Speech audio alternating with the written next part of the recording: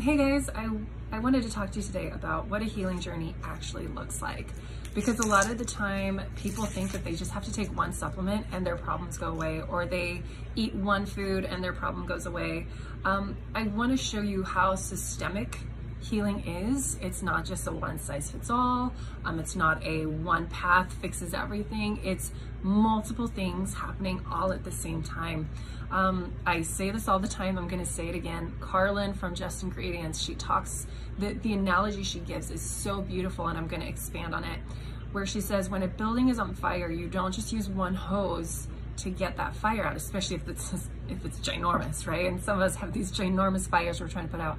You use as many hoses as possible. So if you can use 10 hoses, use 10 hoses. If you can use 20 hoses, use 20 hoses. Use as many hoses as possible. And those hoses look like nutrition, cutting out bad foods, supplementation, proper rest, proper stress management. These hoses have many faces. But I want to take that analogy a step forward and let you guys know that there's something else that's happening, because it does you no good if you are using 10 hoses to put out this fire, but there's someone on the other side of the building that's throwing gas canisters on the fire too. Now, it's just as important to recognize what the gas canisters are in your life that is setting your fire ablaze, as well as the water that can put that fire out. And then you have to combine the two and get as many gas canisters gone, and then utilize as many watering hoses as possible. So what can a gas canister look like? It can look like food allergies. It can be something as strange as, you know, eggs just set you ablaze. Stress, chemicals. I mean, there are so many chemicals that set people on edge and create headaches or migraines or inflammation. It can be not sleeping well enough. So it can be taking the wrong supplement. I have so many people with IBS, IBD, connective tissue disorders that load up on ascorbic acid, and that is really, really bad. So it's going to take a little bit of super sleuthing on your end to realize what those gas canisters are. It's often not as obvious as like stopping soda, stopping sugar, stopping the top 5 most inflammatory foods. If you're trying to heal yourself, you better be cutting out sugar, dairy, gluten, soy, corn, right? So, but sometimes you have to go beyond that. Sometimes maybe you have to cut out legumes for a little bit, nuts for a little bit, seeds for a little bit, coconut for a little bit. So it's going to take, like I said, some super sleuthing on your part to figure out what are the gas canisters in your life right now. And then, you know, putting out, you know, utilizing the water to put out your fire. That is a complete overhaul of your nutrition, because the standard American diet is the diet of disease, okay? It is going to fuel those flames like anything, like big lakes of gasoline, all right? So you have to be done with the standard American diet. And that's probably the hardest part, is saying goodbye to our carbs, saying goodbye to our sugar, and reintroducing healing foods like fruits and vegetables and lots of healthy fats and healthy proteins, and recognizing, okay, when I eat organic beef, I get inflamed, so I have to go to organic grass-fed, grass-finished beef, and now I can digest it, okay? So, like I said, super sleuthing, making sure you're getting the fine-tuning down, figuring out what those little triggers are. All right, because for some of you that can make or break you. For some of you, organic meat is not good enough. It has to be organic, grass-fed, grass-finished, right? I also want to talk about what it looks like to heal, because I get a lot of people that will say, you know, I've been feeling sick for about 10 years, and I tried this out for 10 weeks, and I felt great during those 10 weeks, and then I stopped, and then all my symptoms came back.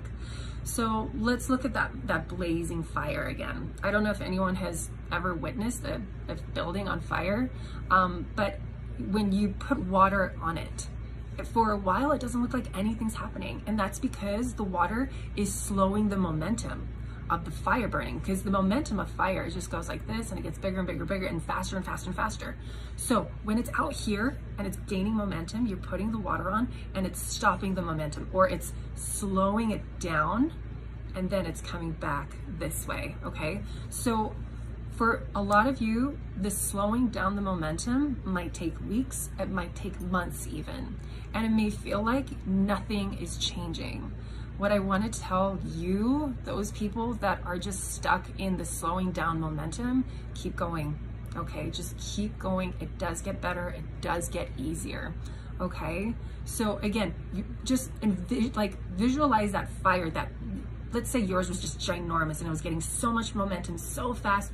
You are slowing that down and you're bringing it this way, all right?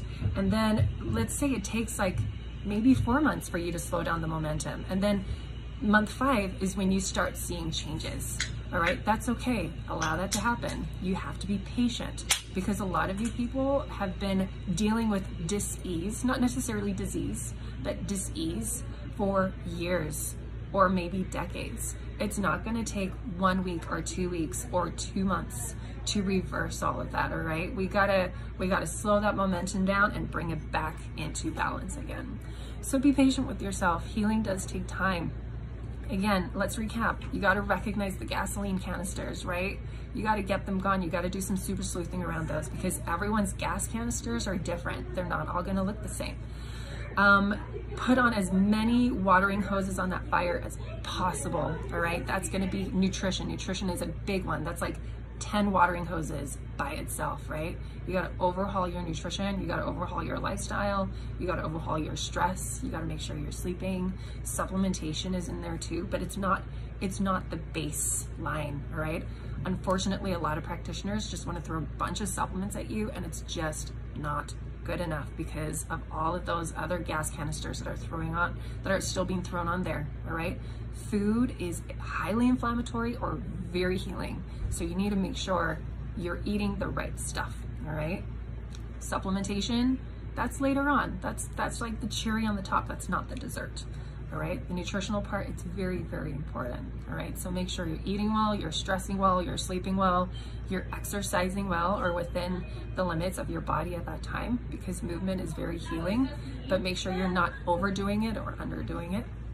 And then just being patient, trusting the process, that's a big one too. Sometimes it's when you felt sick for so long, you can't trust your body anymore. So what I want to tell people is, you know, maybe do some affirmations, maybe see someone, help, because there's a lot of trauma around dis-ease and disease where you feel like this is my existence forever. So maybe you need to work on that because stress is going to make or break you. And the stress around that, those negative tapes will sometimes aggravate your healing journey. So make sure you get on top of that too.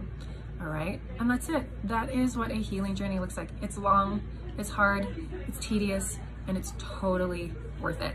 All right. You guys can do hard things because no one's going to do it for you.